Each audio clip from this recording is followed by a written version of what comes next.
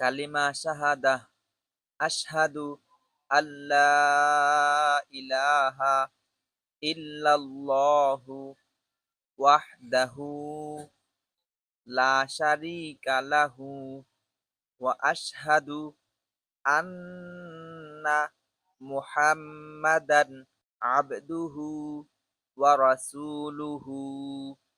কালিমা শাহাদাহ এর অর্থ আশহাদু আমি সাক্ষ্য দিচ্ছি যে আল্লাহ ইলাহা কোনো উপাস্য নেই ইল্লাল্লাহ আল্লাহ ছাড়া ওয়াহদাহু তিনি এক লা শারীকা লাহ তার কোনো শরীক নেই ওয়া আশহাদু এবং আমি আরো সাক্ষ্য দিচ্ছি যে আন্না মুহাম্মাদান হযরত মুহাম্মদ সাল্লাল্লাহু আলাইহি ওয়াসাল্লাম আবদুহু ওয়া রাসূলুহু তার বান্দা ও রাসূল।